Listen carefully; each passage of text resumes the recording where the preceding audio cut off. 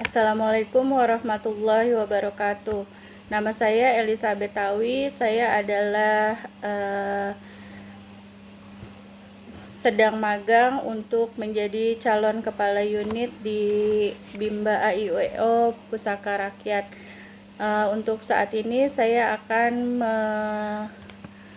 menyetorkan tugas belajar di luar kelas hari pertama.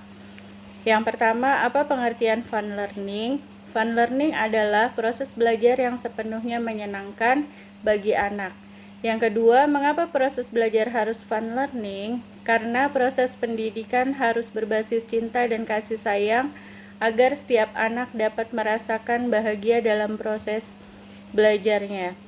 3. Apa tujuan fun learning? Tujuan fun learning adalah menumbuhkan minat belajar secara intrinsik. Yang keempat, apa hukum fun learning di Bimba? Hukum fun learning di Bimba adalah wajib dan mutlak. Yang kelima, siapa yang harus merasakan fun learning dan sebutkan alasannya?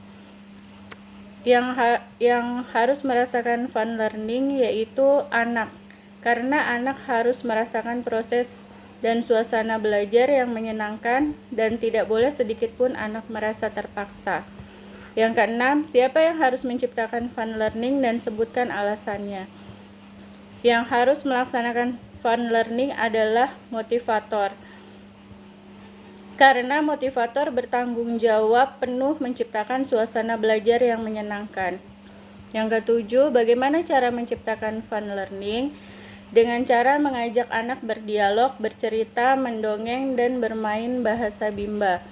Yang kedelapan, bagaimana cara mengevaluasi anak apakah fun learning atau tidak? Caranya yaitu melakukan evaluasi afeksi setiap saat dan memastikan semua anak yang dibimbing senang, semangat, dan antusias melakukan kegiatan belajar dan bermain di Bimba AIUEO. Yang kesembilan, apa dampak yang terjadi bila proses belajar menyenangkan?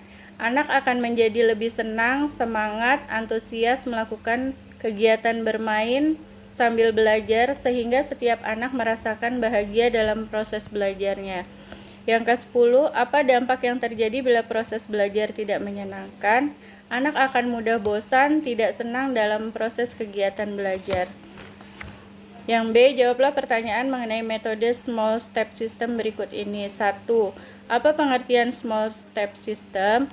Small step system adalah proses belajar yang dilakukan secara bertahap. 2.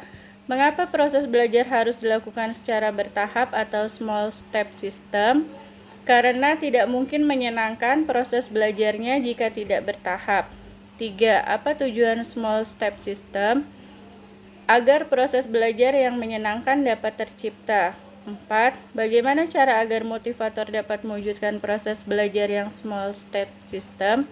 Dengan wajib menerapkan individual system.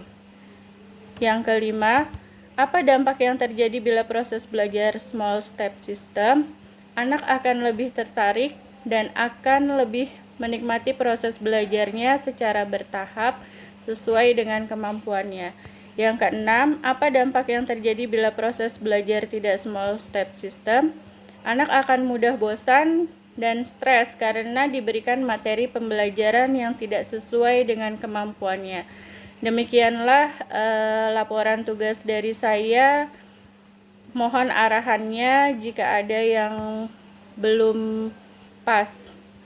Terima kasih. Wassalamualaikum warahmatullahi wabarakatuh.